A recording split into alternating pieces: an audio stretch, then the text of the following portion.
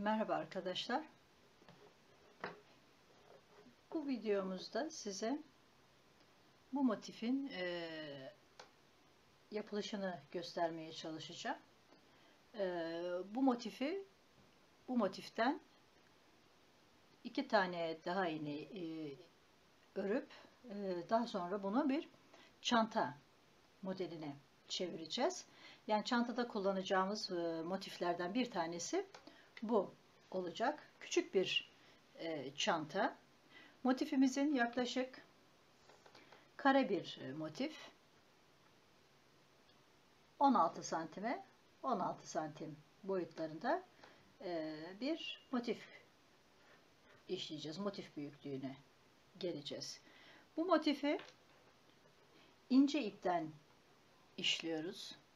Oldukça ince ipten. Çünkü motifin özelliğiyle ipler üstten de alındığı için daha kalın ipten örülmüş gibi veriyor. Benim kullandığım bu ipler Bravo markasının koton ipleri.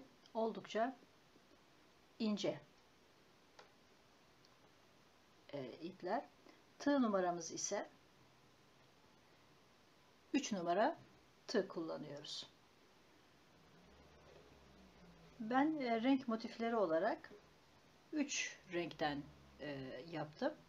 Fakat bunu daha değişik renklerden de 3 değil, zevkinize kalmış 4-5 ama 2-3 tane ana renkten yapmak en güzeli. Şimdi motifimizin nasıl başlandığına geçelim. Motifimiz için zincir de çekebiliriz.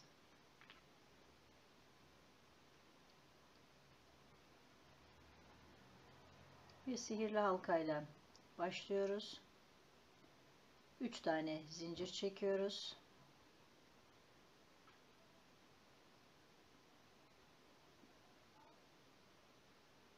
Üç kere de çekerek ikili trabzan yapıyoruz. Üçlü trabzan yapıyoruz. 2 tane zincir çekiyoruz.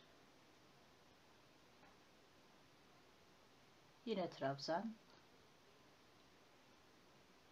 Aralarda ikişer kere zincir çekerek 4 adet 2 tane trabzan yapacağız yan yana.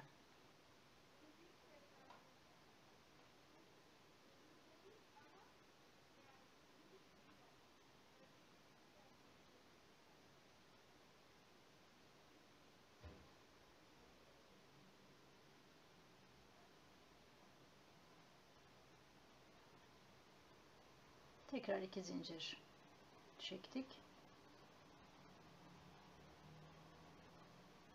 Ve ilk başladığımız noktaya 3 adet zincirin üstüne batıp ilmeğin içinden geçirdik. Başlama şeklimiz böyle. Aralarda hep 2 zincir çekeceğiz. Köşelerde. Onun haricinde zincir çekme yok. Model buradan başlamıyor. Köşelerden başlıyor. Köşelerden başladığı için biz köşeye şöyle ilmeğin içinden geçirerekten köşeye geliyoruz. Köşeye geldik. Buradan yine 3 adet zincir çekiyoruz. Tığımızı bu sefer 2 kere doluyoruz. Ve 2 adet ikili trabzanın arasındaki şu boşluğa batarak buradan bir ilmek alıyoruz. Ve bunu 3 kere de çekiyoruz. Bu sefer üçüncüsünde ilmeği bir kere doluyoruz. Aynı deliğe batıyoruz. Yine 3 kere de çekiyoruz. Yani tığa istersek tek dolamış olalım. İstersek 2 kere dolayalım. 3 kere de çekiyoruz. Köşe olduğu için araya 2 zincir çektik.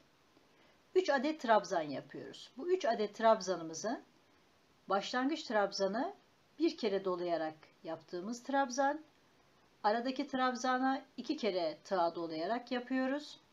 Ve yanına yine bir kere tığa dolayarak yaptığımız trabzanı batıyoruz. Şimdi yine 3 adet trabzan yapacağız. İlk trabzanımızı bir kere doladık. 3 kere de çektik. İkinci trabzana gelince 2 kere doluyoruz. Aynı noktaya tekrardan batıyoruz. 3 kere de doluyoruz. Bir kere de doladık. Tekrar aynı deliğe battık. Şimdi bu işlemi bütün köşelerde yapacağız. Köşelerde yaparken diğer köşeye geçerken hiçbir zaman arada zincir çekmiyoruz. 3 adet trabzanın ilkini yaptık. Tığa 2 kere doladık. 2 adet trabzanın arasındaki noktaya battık. Yine 3 kere de çektik. Bir kere doladık.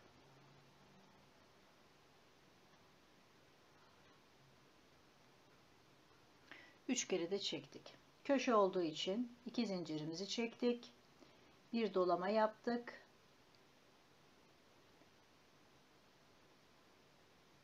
Trabzanımızı bir dolamayla yaptık. Şimdi tığa 2 kere dolayaraktan trabzanımızı yapıyoruz. Çok fazla sık olmamak kaydıyla trabzanlarımızı oluşturuyoruz. Şimdi bu aradaki delik çok boş gibi gözükebilir ama bu sihirli halka olduğu için sonradan bunu böyle çektiğimizde sıkıştırma işlemini yapıyoruz. Şimdi ikinci deliğimizi, köşemizi yaptık. Üçüncü köşeye geçiyoruz. Aynı işlemi yine burada yapıyoruz. Tığa bir kere doladık. 3 kere de çekerek trabzan yaptık. Tığa 2 kere doladık. 2 adet ikili trabzanın arasındaki noktaya batarak bir ilmek çekiyoruz. Bunu 3 kere de çekerek trabzan oluşturuyoruz. Üçüncü trabzanımızı yeniden yaptık. 2 zincir çektik. Bir kere doladık. Aynı deliğe trabzanımızı yaptık. İkinci trabzana 2 kere doladık. Aynı noktaya batıyoruz. 3 kere de çektik. Bir kere doladık. Aynı deliğe üçüncü trabzanımızı da yaptık. Bu da üçüncü köşemiz.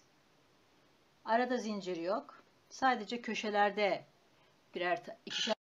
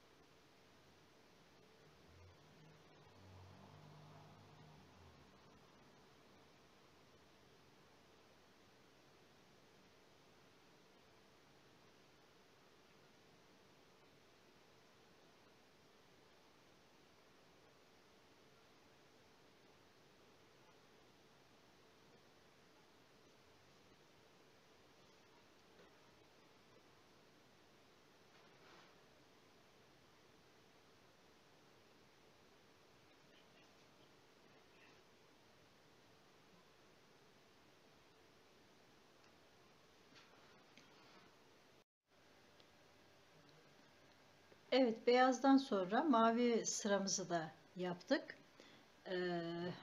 İkinci rengimize geçmiştik. İkinci rengimizi de bitirdikten sonra şimdi tekrardan burada ipimizi kesip diğer renge geçiyoruz.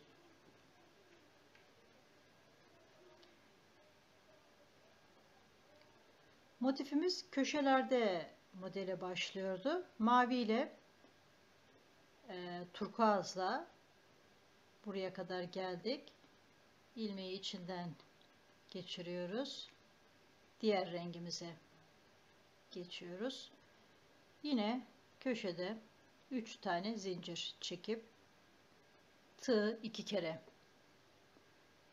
dolayıp köşede daha önceden tarif ettiğimiz aynı işlemi köşede yapıyoruz.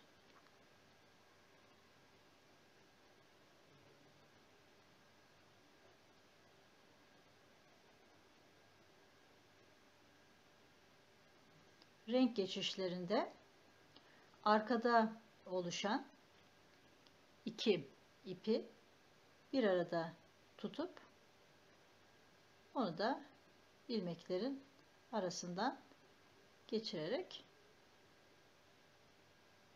sağlamlaştırıyoruz.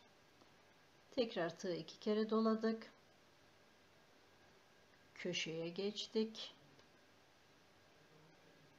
3 kere de ilmeğimizi çektik. Tığı 1 kere doladık. İlmeği yine 3 kere de çektik.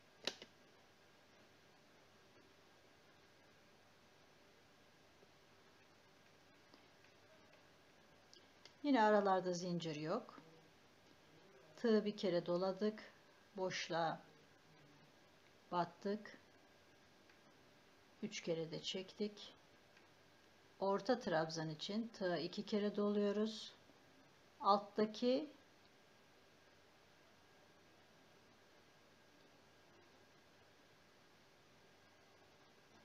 ilmeğe uzun trabzana dolayaraktan 3 kere de çekiyoruz. Yine kısa trabzan yapmak için aynı deliğe tığa 1 kere dolayaraktan bu işlemi yapıyoruz. Bütün ara deliklerde yaptığımız işlem aynısı. Bu motifi daha önce ölçüsünü vermiştim. 16 santim olacak şekilde ben hazırladım. Ama istediğiniz boyutta yapma şansınız var.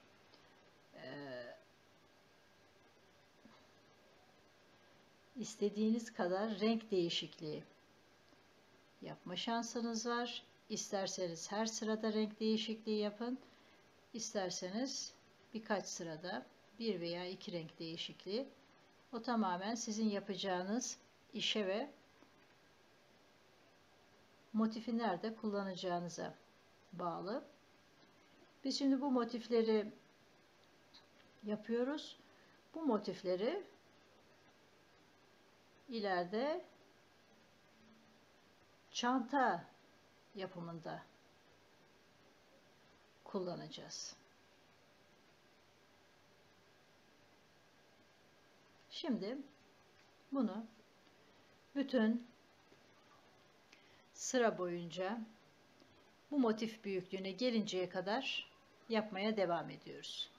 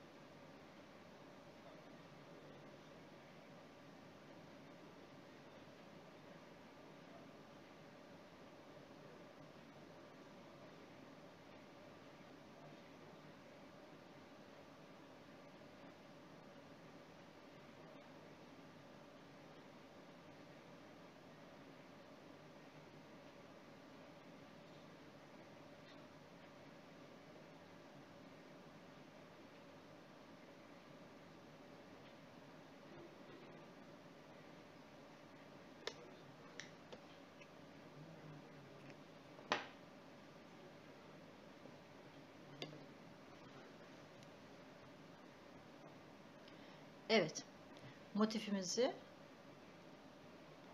tamamladık. 2 adet motifi tamamladık. Şimdi çantanın diğer parçasının yapımına geçelim.